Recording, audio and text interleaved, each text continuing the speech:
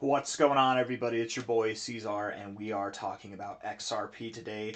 Hit that like button, subscribe. Thank you all for being here. Let's get into it. I don't expect this video to take too long, okay? It is a new week. We've just started the week. It is the 16th of March, Monday, and we've got about 10 hours left in this day, I believe. Yeah, about 10 hours left in this day.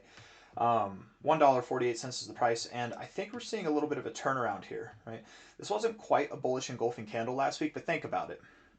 Last week we had the lowest opening price from a weekly perspective that XRP has seen in years, okay? And in that same week where we had the lowest opening price, we closed at a point that was higher than almost the last 3 weeks combined, right? We're at some of the higher points that we've been in the past 4 weeks. We made a little bit of a turnaround. It's not that significant. It was only an 8% pump last week, but this really could be a signal that we are ready to move higher. And I think that we are. I think that from this range, we're going to see prices up around $2. That's been the game plan. That's been the thought, the idea, the theory, and we're running with that. Looking at this on the 1 hour time frame, and maybe on Binance, where there's some added volume here. Let's go. There we go. You're moving up. Volume's dying off a little bit. That doesn't necessarily mean that we're going down, because I wouldn't say that we are moving up right here, right? Like we're moving up here and volume's coming in, but as we're moving here, we're not really doing anything. We're just moving sideways. Volume dying off, that's pretty normal anytime you consolidate. As long as we're moving up and volume's coming back in, it starts to grow, I think that that's okay.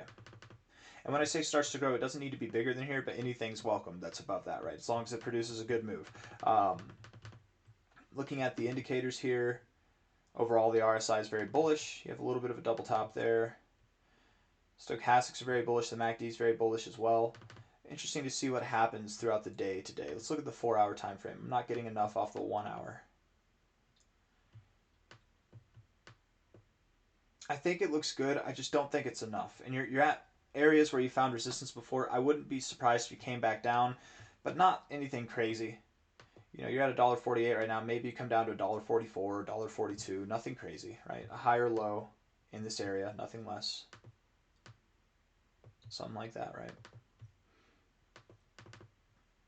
RSI showing some of the strongest readings we've seen in a little while, since the middle of February, about a month ago. Not bad, but whenever you saw those readings last time, or anything above these readings, I should say, you know, we found some resistance there. We might find some resistance now. This move looks a little bit less chaotic than this move, so I think it's, you know, we're at this point where we're about to break out. I just don't know if we're ready yet. Cool off a little bit, and then we can try again later. If I'm wrong, great. Pump through the roof. Go for it. But I do think that overall, at the worst, we're going to form a higher low and continue to build to a $2 price area. Okay. Stochastics look good, but again, look at every time you've been overbought here. It's been at every relevant high you've had.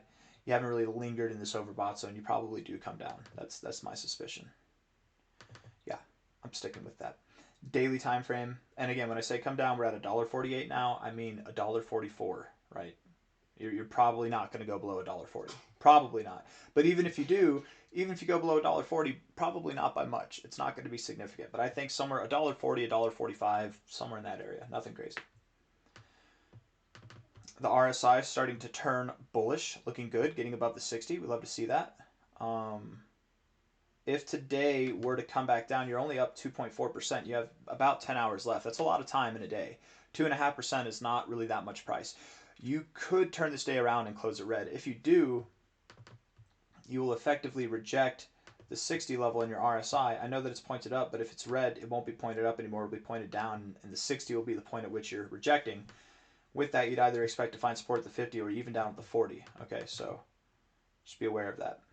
XRP, I could be so wrong about XRP right now, you guys. It could move even lower, and as long as we're holding higher lows, I'm not worried about it, man. Honestly, I think that we're fine, even in your worst scenarios. But I just don't think that the statistical probability is there.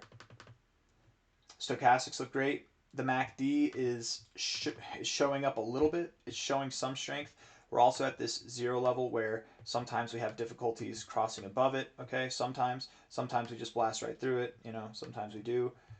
Whenever we do cross above this zero level, which might be by the end of the month or surely sometime in April at the very least, that should commence this break of this range.